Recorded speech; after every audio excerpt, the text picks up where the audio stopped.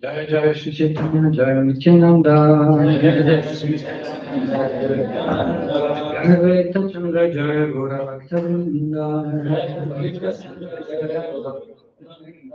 Jai Jai Shri Chaitanya Jai Nityananda Jai Veta Chandra Jai Gora Bhaktavinda Jai Jai Shri Chaitanya Jai Nityananda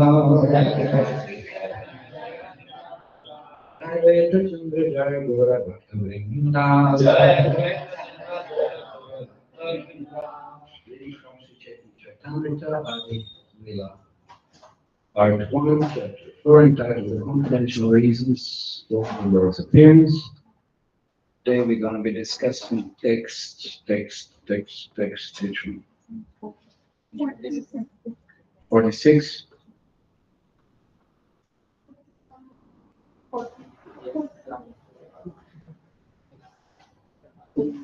Okay.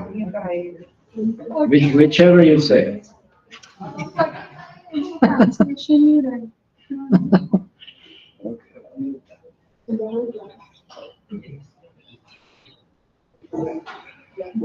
Okay, before we start, which one? 45, 46?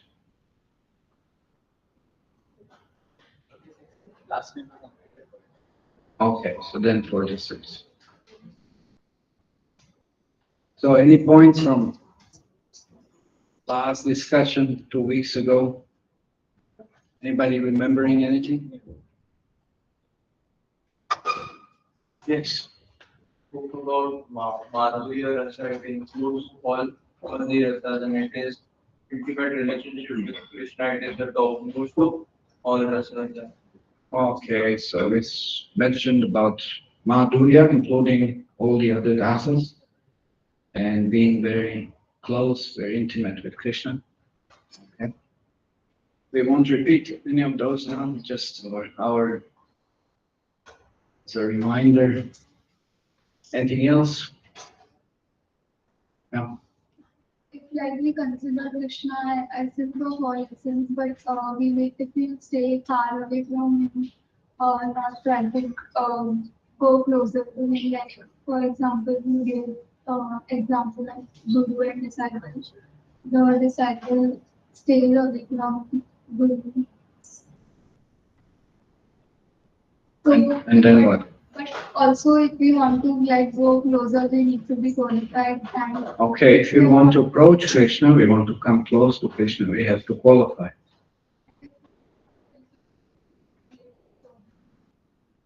Yes, of course, if we are not qualified, then definitely there will be a disturbance. Just everybody know, I mean, everyone has the experience in their own life. If you associate with someone who is unpredictable and who has its own, whatever, sometimes they call it idiosyncrasies. Everybody has their own some kind of ideas, type of behavior, this and that. And you're not used to that. And you may not even appreciate it to any extent. Then it causes disturbance. You know? But usually in any kind of dealing, you already have some kind of expectation. You already have some ways of dealing with someone. And then that relationship is natural in that sense. But if it's something different, then it creates disturbance. So in the same way, when we are on the path of approaching Krishna, I want to approach Krishna, then we should know what Krishna likes, what Krishna wants, because this is the whole process of bhakti. What is it that is pleasing to Krishna? What is it that pleases Krishna? And how do we act for Krishna's pleasure? That's what bhakti is. Okay, any other points? in material world, every like we want to identify with closer to Krishna, then we would be speaking about Krishna. Like in material world, we want to become a center of attraction. Uh, for example, we give that if in a room everybody's trying to explain, then we will not understand that like who what is going on like that.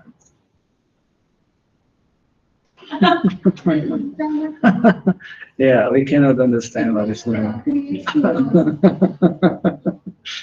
And Something like it. like we will try to just explain our things, and our other person will try to explain. Okay, so usually whenever any discussion takes place, we never listen to anyone. We just want everyone to listen to us. You know? It's like everybody's just waiting when someone will stop talking so I can glorify myself. No? We don't want to hear about anyone else's glories or anything else. We associate just expounding our glories, whatever we think it's so wonderful about us. So that in no way can happen in the spiritual world, because Krishna is the center of all glorification. Okay, anything else? You're missing one very important. What is greater than Parakya? What is Parakya Veda? okay? We discuss Swakya, we discuss Parakya. I'm not gonna talk about this again. But one other thing you're missing. What was the underlying theme of last session's discussion? Huh? Do you have a hand? Very nice. Bolo. Okay, controlling mind. Really? It's talking about the mind last? Yes. Maybe. Chariot, I'm not sure in this session.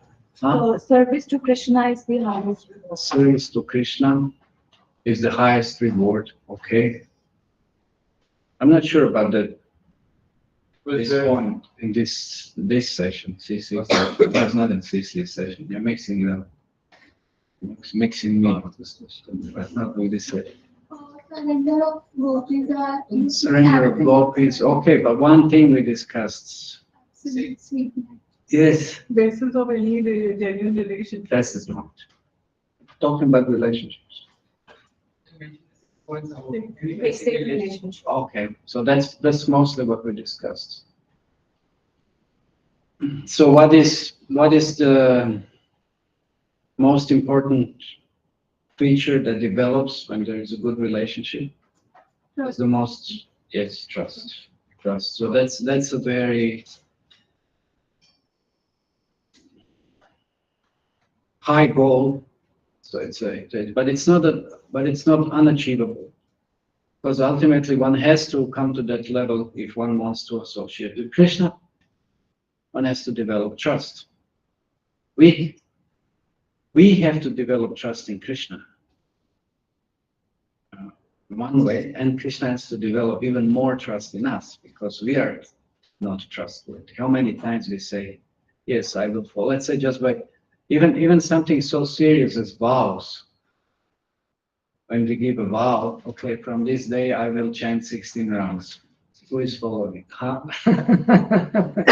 Something so simple. Why did I say so simple? Yes, something so simple because there are way more serious things in spiritual practice, serious vows, serious commitments. So we fail to do this, then how can Krishna trust us? What can we offer to Krishna? Is there anything we can offer to Krishna that will attract him, that will amaze him, that will making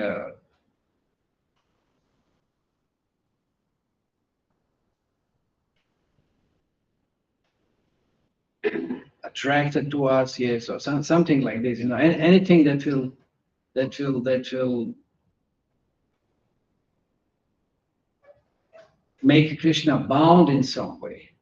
Is there anything that that we offer and then he might feel obliged or feel indebted or something? Is there anything that we can offer to Krishna as such? Your love. Except that, that's a different thing. Anything else material? No, there's nothing. Nothing. What is there that he doesn't have? And in such way much greater proportions and quality than what we may think to offer. Even in terms of some of our qualities, even if we would have adequate qualities. So that's the point. So the only thing we can offer to Krishna is our mind and senses. And if we don't have our mind and senses under our control, then what is it there that we can offer to Krishna? We don't even have bhakti then, because we don't have our mind and senses under control to practice bhakti. So what is it there that we can offer to Krishna and impress Krishna? So that's why we have to be very trustworthy, very committed, very steady. And again, even if we fail maybe sometimes, but still we keep on trying, then Krishna will also help us. So that's what Krishna appreciates. So that's what relationship is based upon. It's based upon trust. Somehow, again, even trust to the extent that even if we fail, then we will resume our struggle in spiritual life. So that's also trust. Due to whatever reasons, we might become distracted, but no matter what happens, still we will come back to the proper track, proper path. Just like we know, nothing is so easy in life. There are so many different challenges that everybody's facing. There's so many different laws. No, there's so many different laws in universe, on this planet, or whatever. There's so many different forces. And we might have some goal and we might endeavor and create certain force to achieve that. But then there will be so many obstacles and there will be so many forces that go against our force. Just like you fly or something. And then there is a force of gravity, then there is a force of wind. There is a force of, I don't know, heat. There is a force of bad weather. There's a force. There may be so many different forces that might want to divert you from where you want to direct your force. So no matter what happens, we still keep endeavoring, keep on being steady. And that's how we develop trust. We develop trust through that steadiness, through that commitment, no matter how much we struggle in spiritual life, because then, even though we may be distracted by sense gratification, we start practicing bhakti. But this is compared like being on a boat. If we are on the boat of the principles that are given to us by the spiritual master, then no matter what kind of tribulations we may go through, still we are safe because we are on the boat. It's much easier to undergo tribulations while being on the boat than being amongst the waves or in the waves or under the waves. So somehow or other, still trying to practice this Krishna consciousness is compared to still being on the boat, which is going, which is crossing that ocean of nations, ocean of difficulties, oceans of troubles. So even though being in the boat, even though practicing spiritual life, we may feel those wavy tribulations. We may feel pushes and pulls of modes of material nature and struggle, but still we're on the boat. If we're on the boat, we are safe. We're in safe position. And eventually the boat will reach its destination. But if you're out of the boat, what it means being out of the boat, it means being out of association with the devotees. There's no hope then. Then the modes will completely overcome us. And we're absolutely helpless. So in different relationships, how do we know that we are advancing in our bhakti? It's when we are able to associate with everyone properly. This is the, like this in chemistry, litmus test or something. This is the test of our bhakti. How are we able to associate with others? Of course, on the madhyam level, we may choose not to associate with everyone, but there might be that it's an art. It's just a certain ability or qualities to be able to associate with everyone, just like Prahlad Maharaj. He didn't want to associate with his father, who was a demon, but still he did. He knew how to do that. He knew the art of still being respectful because it was still his father, so he was following the etiquette, and he was respectful. And he did address his father, "Oh, my dear, father, the greatest of all the demons," which Hiranyakashipu took as a compliment, But still, he did have a respect, because his father exhibited certain potency, certain power. And just like Hiranyakashipu asked Prahlad, where do you get the power from? That it seems greater than mine, because I can't harm you. He's trying to harm him in so many ways. But Prahlad said the same way, same source, from which you do, my dear father. It's Krishna. It's Krishna. So it's Krishna's potency. So that's what Prahlad Maharaj respected Krishna's potency, even though it might be invested in greatest of the demons. That's not easy. That's a big subject. How do we deal with that?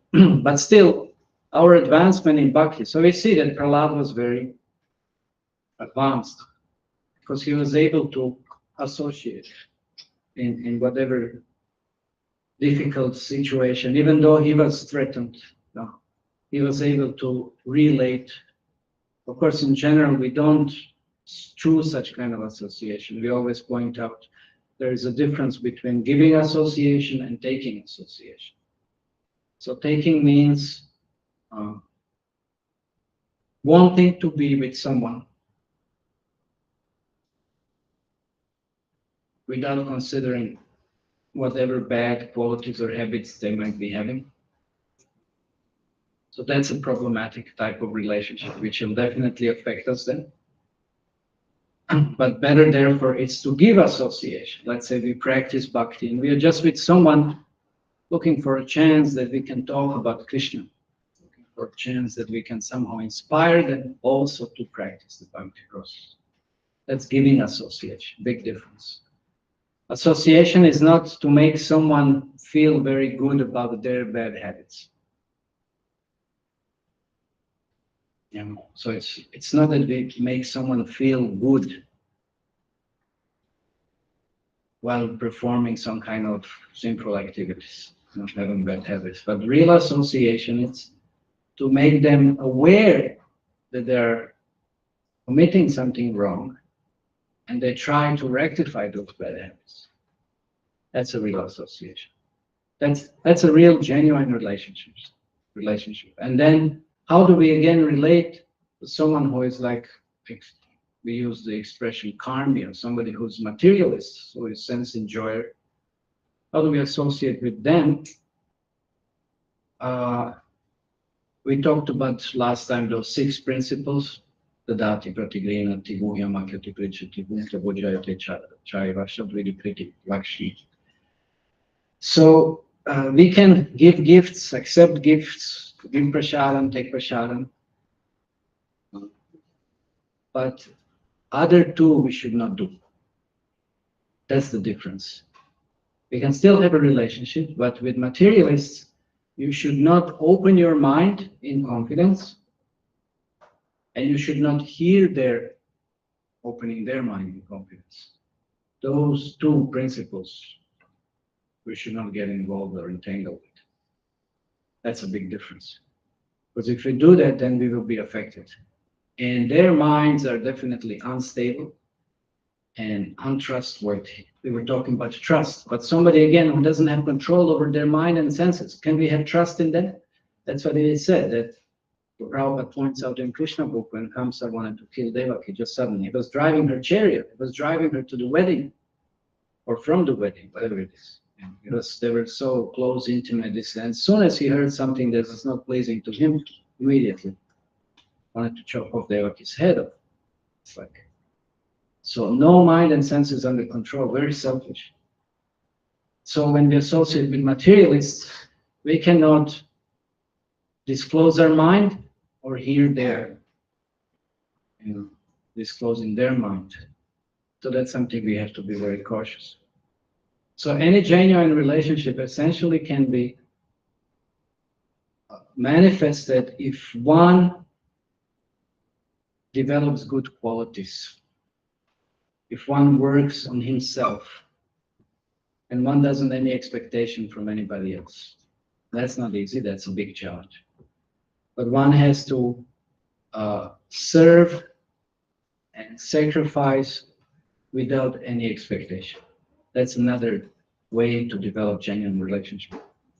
So service without any genuine, without any expectation. And there's one very interesting prayer. 5th canto, Prahlad Maharaj, there offers a prayer and points out everybody in this material world is envious. Everybody displays some level of envy. I mean, that's why we are all here. That's what it said. We have some quality of envy. But when one becomes freed from that envy, at least to whichever greater degree, then one will become more liberal towards others. And then when one becomes more liberal towards others, then he will be able to associate with others. So, and one will be able to see good qualities in others when one is free from envy. If one is not free from envy, how will you see anything good in anybody else? We know the story in Mahabharata. Duryodhana and Yudhishthira were sent out. Drona sent them out. He said, Yudhishthira, go and find someone better than you. You know that? Yes. Okay. Anybody else knows? You don't know? Duryodhana was sent out to find somebody who's better than him.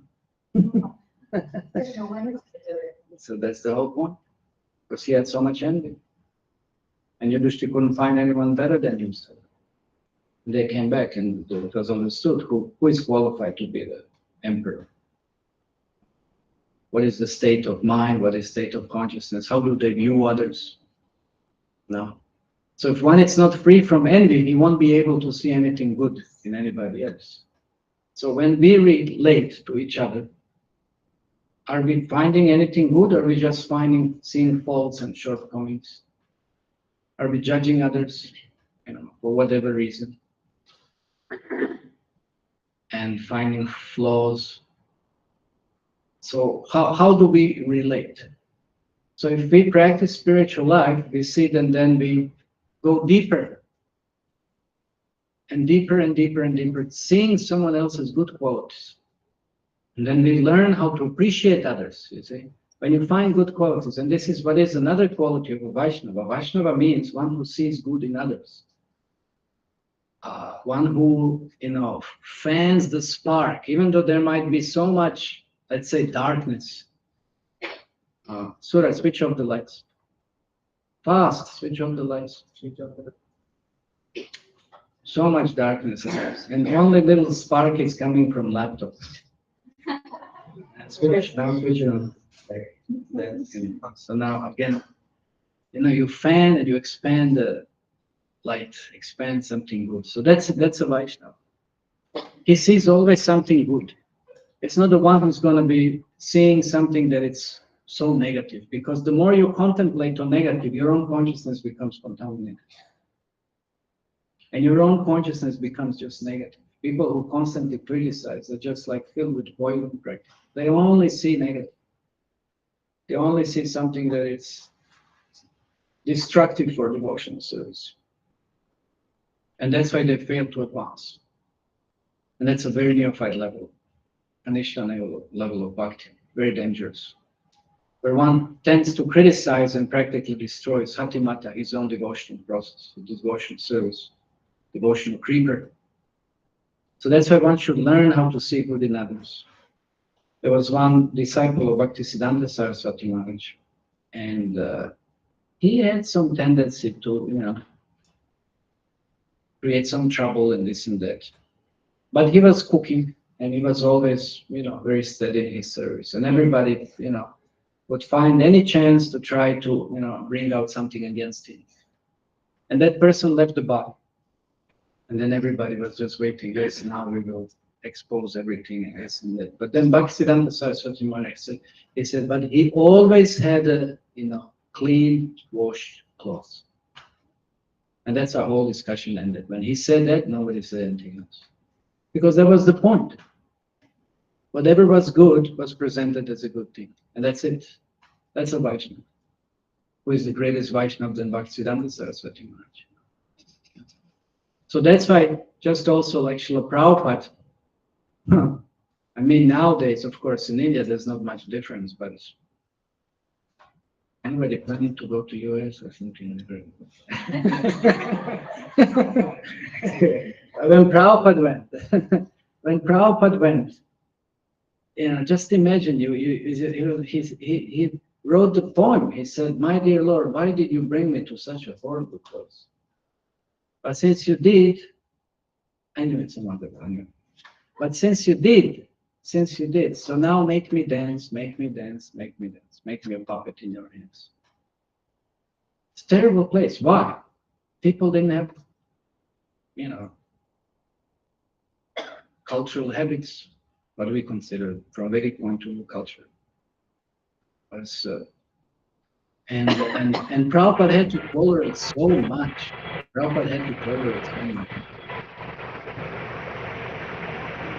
Same thing is unfortunately happening now in India. There's no culture anymore. So, it's kind of becoming a norm, which is very unfortunate. So Prabhupada had to teach those who approached him practically everything, from how to eat, how to sleep, how to take bath, how to do this, how to do that. Basic things in life. But still, that's not what he was seeing. And they were doing all kinds of involved in all kinds of different, even simple activities as well. But that's not what Prabhupada was looking at. Prabhupada was looking what? Prabhupada was looking for the spark of interest. That's why spanning the spark. What is good? Wherever there's a little bhakti there. And what was that bhakti? How was it expressed? Through some chanting, through some association, through some, desire to be engaged in some service that Srila Prabhupada engaged in. And that's how he was sparking the fan. Fanning the spark. So that's what Srila Prabhupada did. And he overlooked everything else. He was just focused on something that is good. And this is how he attracted people. This is how he endeared people towards himself, because he was not demanding anything. He was not forcing anything. That's not a relationship. That's when we're talking about any relationship. We're talking about the relationship with Krishna. We're talking about these relationships with amongst ourselves, our family members, whatever it may be. There was no force. On which basis Prabhupada would come and assert his authority? I'm the big sadhu from India, you have to follow me. Who cared? Who cares? Nobody cared. What Prabhupada had to go through, it's nobody gave any appreciation. And nobody knew him, and nobody could recognize him. But they could recognize Prabhupada's genuine humility. Prabhupada's genuine appreciation, as we said, of their good qualities. That's why he said relationship is based on ability to perceive good qualities in others. And for that, you have to be free from envy. That's what we call it, Prahlad. If you're not free from envy, you always just see faults. So that was the greatness of Srila Prabhupada. He was seeing something good in others and fanning that spark. And that's what endeared everyone to Srila Prabhupada. And that's how everyone started surrendering. Because they hated the principle of authority, because there was so much hypocrisy. In education, in society, in families, there was so much hypocrisy. Do something, what I tell you to do, not that I'm doing it. There was a lot of, that's why this age is the age of quarrel and hypocrisy. And the young people at that time, they were just naturally rebellious. They just didn't want to follow anything because there was so much hypocrisy. But Prabhupada came and he didn't assert his authority in any way. He just humbly requested, please help me to fulfill mission of my spiritual master. That's it. That was it. And thousands were rushing to help Prabhupada. He didn't say, I'm such and such and such, so you have to do what I say. No. He said, I'm the greatest servant. I'm the greatest servant of everyone. So just please help me to serve everybody else, to give this message, to serve my spiritual master, to serve Krishna. And he spoke with such an authority. They wouldn't follow any authority, but they followed Srila Prabhupada. Why? Because Prabhupada was so humble. Prabhupada was so well-wishing to everyone. Prabhupada was so good in everyone.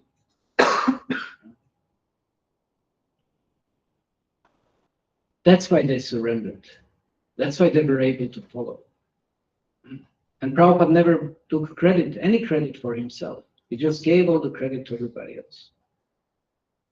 He himself was so surrendered.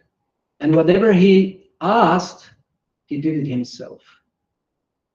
He didn't say, you should do like this, but then acting it's, in some other way. No, whatever he requested, he would do it himself. And when they saw Prabhupada's surrendering example, everybody just naturally followed. So when we find good qualities in others, then others will come and they will appreciate. They will naturally inquire, okay, so how to do this? How is it? Not that we go out around and keep on finding, we can talk about just dealings in the family or whatever, friends, this, that, in a circle. And we say, oh no, this is wrong, this, this. No, we set an example. We set an example. So this is how Srila Prabhupada, by setting an example, he was able to transform so many people. First of all, attract them, and then the natural transformation would take place. So he didn't point at some flaws and this and that. No, he was just presenting what is the standard, and presenting the standard by his own personal example. That's what means an acharya. Acharya means precept and teachings. So by the personal example and of course by the teachings also, both ways. So this is how one develops trust. This is how one develops trust in any kind of relationship, fortifying it, of course, fortifying it by what we said, 6 principles of confidential dealings, friendly dealings that we discussed last time. And that's how more and more trust develops. And the more trust develops, the more intimate relationship becomes, the more steady relationship becomes. And one even further goes deeper and deeper and deeper and deeper. And it's not superficial, becomes more genuine. And this is how also what we are discussing here, this is what leads to that intimacy that one has in Madhurya Bhakti, in relationship to Krishna. So it should not be based on anything superficial and should be free from any tinge of envy. Just full service attitude. So you want to relate to Krishna like this. Full service attitude. No envy, nirmatsara. That's what Krishna said. Why am I talking to you, Arjuna? Because you're nirmatsara, free from envy. Bhakto sine sakhacheti. My sakha, my friend. Bhakta. Yeah. And that's why I'm revealing everything about myself. Krishna is ready to fully, he's conquered, fully reveal anything about himself and submit himself to Arjuna and Gopas and all the pure devotees. Because he has full trust. He has full trust in Mother Yashoda. Why? Because she's fully surrendered to him. She just doesn't want to allow Krishna even to think, because she knows, of course, Krishna is Mother Yashoda's son, but she thinks that he's Devaki's son. And she thinks any moment he may go back to Mathura. That's why every moment, Krishna, what do you want? You want sweet? This one, okay, ready made, instant. You want this? She's ready to cook that. You want that? She's ready. It's so much, but it's just fully Krishna consciousness. She doesn't allow him to even think about Mathura or Devaki or anybody or anything. Because whatever he wants, immediately she's ready to do. Just imagine that relationship. That's why Krishna is fully sold out to Mother Yashoda. Fully has full trust in her that she will not misuse anyone. There's not even thought of that. Whether our nowadays relationships do, what trust do we have into someone else? That they won't misuse our confidential information that we might give to them or anything as such. So this is Madhurya, full trust, free from envy, full of service attitude, and absolutely selfless. Okay, anyway, so that's something we discussed last time, a bit more expanded. Relationships, trust. And as we said, Srila Prabhupada displayed that the most and was able to relate to everyone and found good in everyone. Just like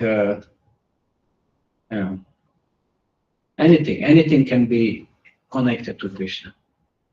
But that's what a Vaishnava, a great devotee, can recognize. That's why he's a great devotee.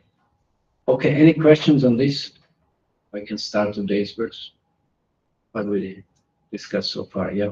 Prabhuji, you said 6 things about relationships, in which we spoke about one point is not to hear materialistic, opening their minds to us. But if the other person will not open their mind, how can we guide or teach?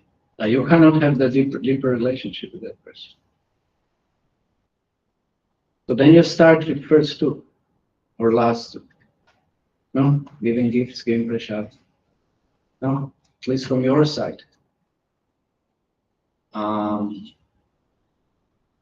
There was one sannyasi, so he was telling when he was young, and suddenly something happened, and he went to kitchen and asked his mother, "Can I help cutting something?"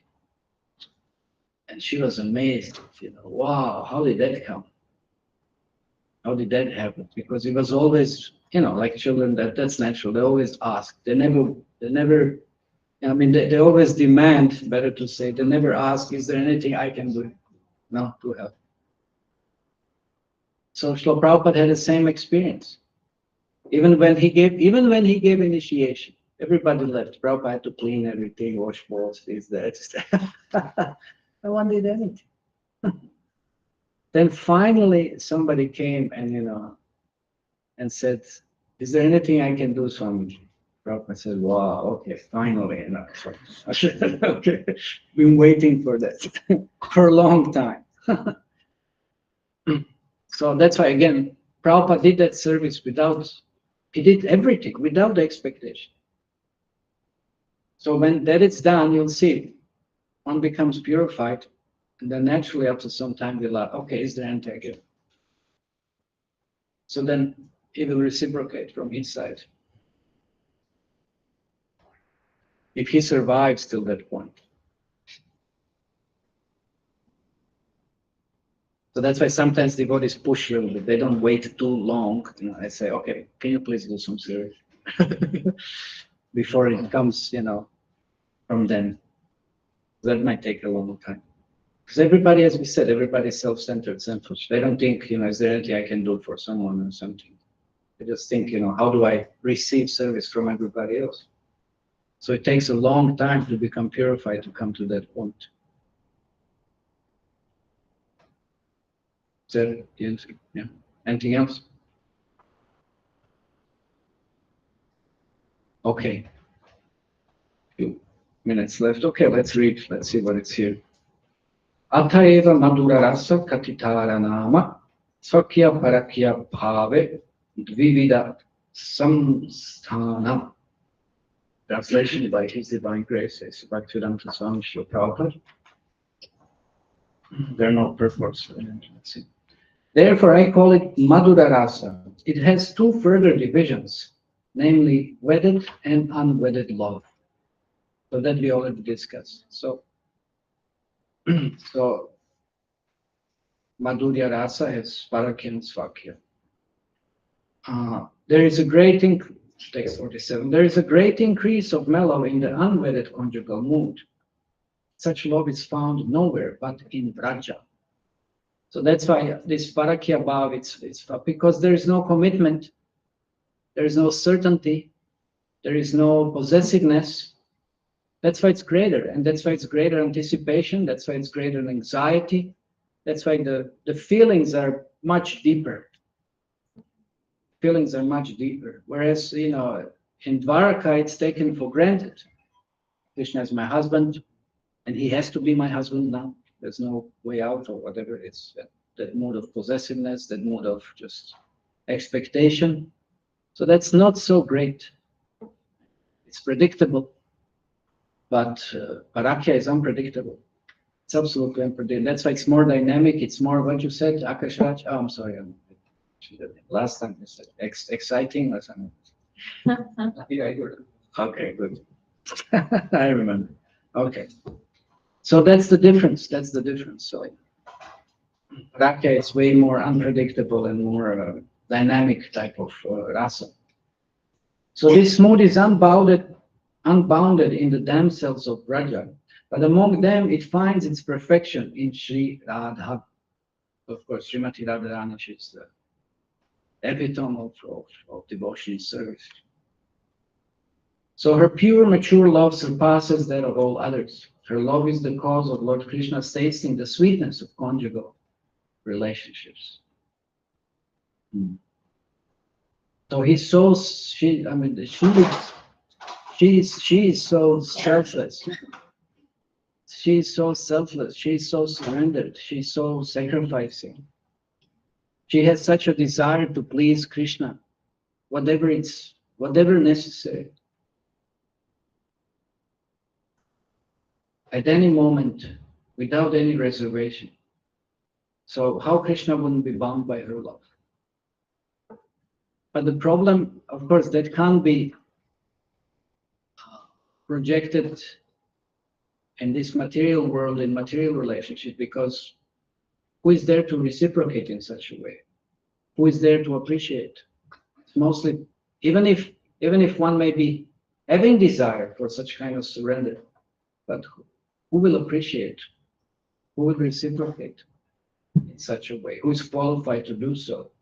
So that is what becomes a problem.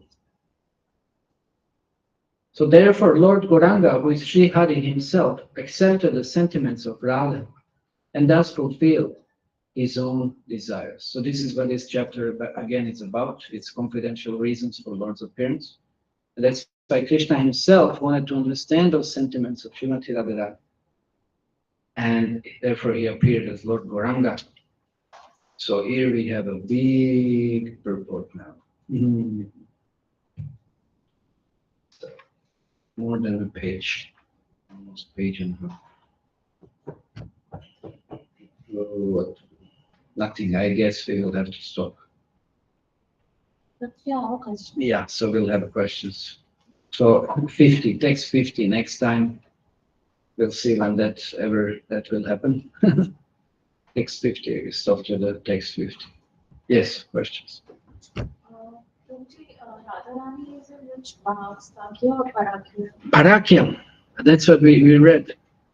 I just read it. Unwedded love. Because she's actually married to Krishna. Yeah, that's what she's married to. No, but she's not.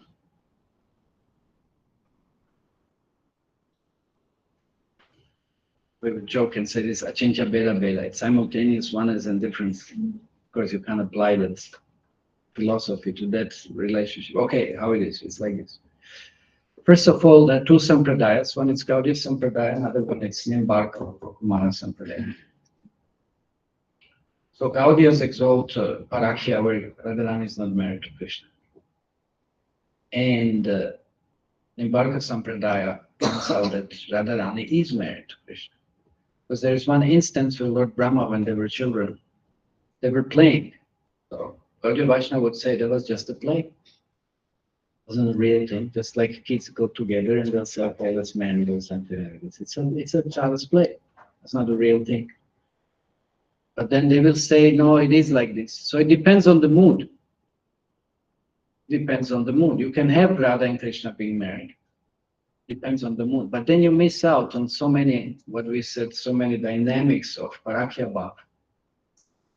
And this is what somebody, who is the topmost authority in Braja? Who knows this? Who is the topmost authority in Braja? Everybody listens to wrong answer. And the hand was not there. Huh? Wrong answer.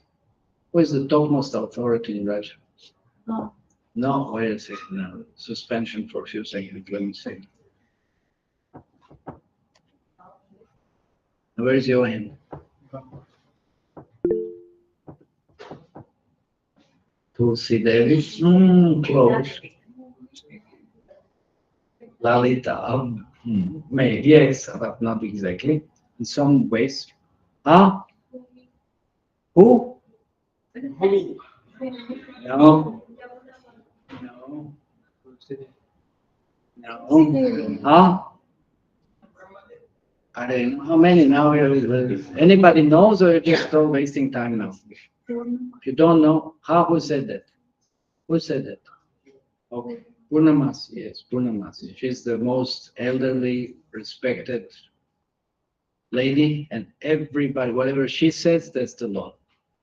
She's listened to, everybody in Braja will follow what she says. So when there was a proposal coming from, anyway, it's a big story now. Kirtida and Vrishabhanu. Actually, no, it came from Yashoda and Nanda Baba, and then the Radharani, and then Yashoda even she put a haldi. I have some haldi in my hands. I put too much in sabji. It's like so they put so Yashoda put some haldi on Radharani's hands. And she said, and she planned the marriage for Krishna, to Krishna. And she sent Radharani home, and they sent also cartload of gifts and everything, and then everything was trying to become settled and arranged and this and that. And then Radharani felt, she felt very, very confused, very like kind of uncertain, very, she didn't know what to do. And there is one place next to Varsana, it's called Pilipupur. So she washed her hands there. You know? She didn't know, she was like very confused. She didn't know what to do. It's like, so she washed her hands, and it kind of, wasn't certain about really this marriage should take place or not, or what is going on. So, and then also, but still things have become arranged and everything. And then Purnamasi came to know. And then she tried everything. She said, this is not a good time. It's not a auspicious time. Better to postpone it. So the marriage didn't take place. And then what happened? Then there was this Brahma Vimohan Lila, where all the coward boys were stolen by Brahma, and all the calves were stolen by Brahma. And then Krishna expanded as all the coward boys and as all the calves. And in that year, the arrangement was made that all the gopis, including Radharani, were married to the coward boys and coward boys, not calves. And then who were those coward boys? That was Krishna's expansions. So in that sense, Radharani is not married to Abhimanyu, but it's married to Krishna. Because that was Krishna's expansion among all the other coward boys. If you want to take it like that, then you can also take it like that. But in essence, nobody knows about this. Nobody knows about this because they always thought that the coward boys were coward boys who never their parents are. And still, Abhimanyu is what? It's the shadow of Krishna. And he is a husband, but it's not really a real husband. But still, Purnamasi knows if you would undermine that kind of dynamic or intimate parakya relationship with Krishna, then you would lose so much, and she doesn't want that to happen. She wants Radharani and she wants Krishna to have that kind of relationship, and therefore, in that sense, they're not married. And they have to undergo so many troubles and cross over so many obstacles and so many things, because therefore their relationship becomes much appreciable, much sweeter, much more exciting. That's why they're not married. Big difference. Okay? But of course, we already discussed, we had so many verses of discussions that we should not project any of those discussions onto material plane, not seeing anything from material point of view. This is purely spiritual, and we have to understand Krishna and Gopis that they're all just purely spiritual, and what is their relationship? It's a completely different thing than what's going on in this material plane. So that has to be understood first before we even touch upon such discussions. That has to be clear. Because again, here, who is free of envy? Who is free of envy? So they can appreciate good qualities of others. If nothing else, at least remember this statement of today's discussion. Then we can have trust, then we can have any kind of relationship being manifest. Okay, any other last question or something? It's 9 o'clock. No? Okay, then we'll stop. Prabhupada ki jai, Jai Chaitanya ki jai, Guru Premanande.